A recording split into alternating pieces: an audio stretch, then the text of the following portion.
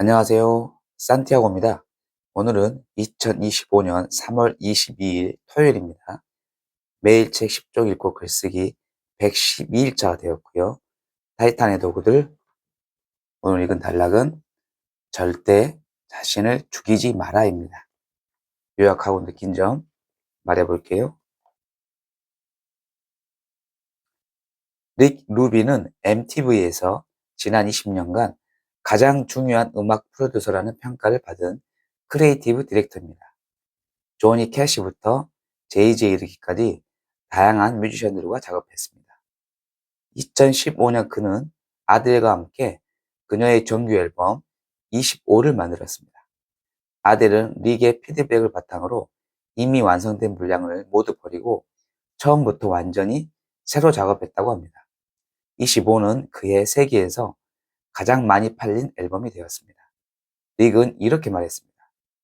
가장 훌륭한 걸작은 늘 관객을 갈라놓는다.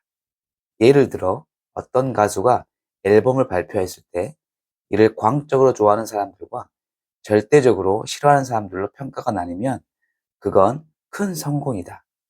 한 명의 아티스트가 자신이 보여줄 수 있는 모든 것을 한계점까지 밀어붙였다는 뜻이기 때문이다. 큰 성공을 거두려면 변하지 않는 입맛을 찾아야 한다. 닉은 이렇게 말했습니다.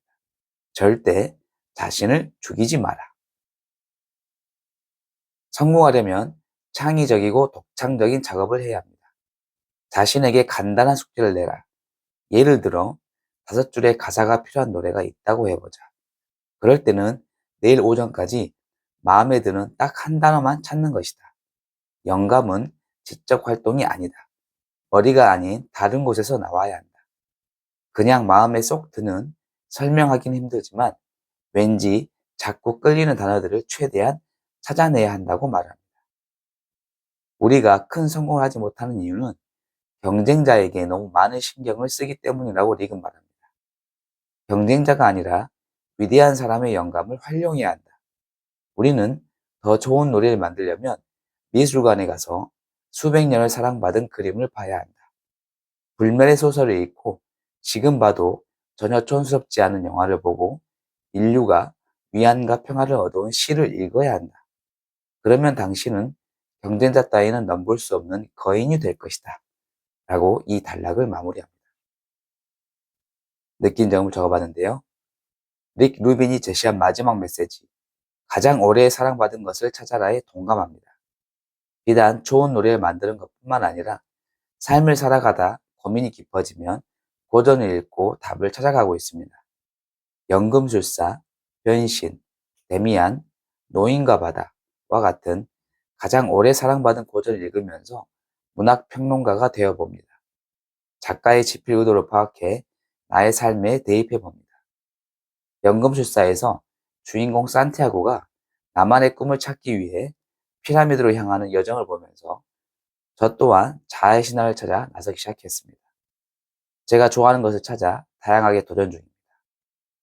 변신을 읽고 주인공 그레고르처럼 벌레로 변하지 않기 위해 여러 분야 책을 읽으면서 생각하는 나로 변신하고 있습니다.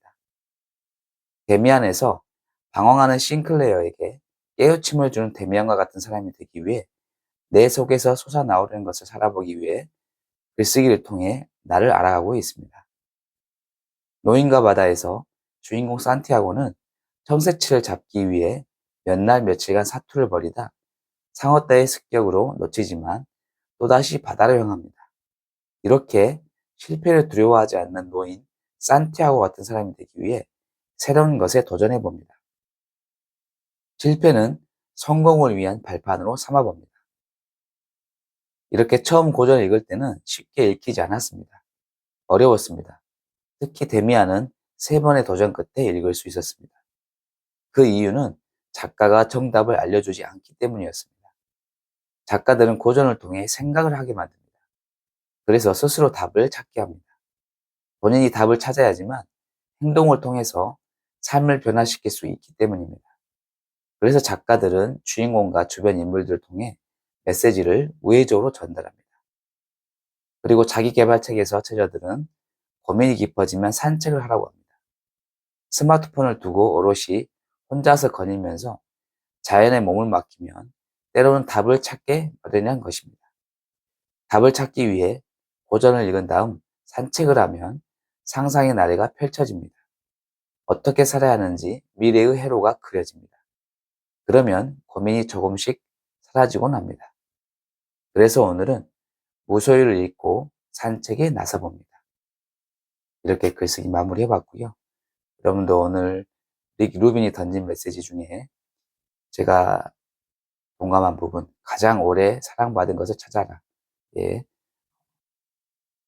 동감을 하신다면은 제가 느낀 고전뿐만 아니라 미술관에 가서 그림을 보는 것, 그리고 촌스럽지 않은 영화를 보고 인류 위안과 평화를 이루어온 시 같은 것도 한번 보시고 본인이 느낄 수 있는 것들을 느끼셔서 행동할 수 있는 그런 하루가 되었으면 좋겠습니다.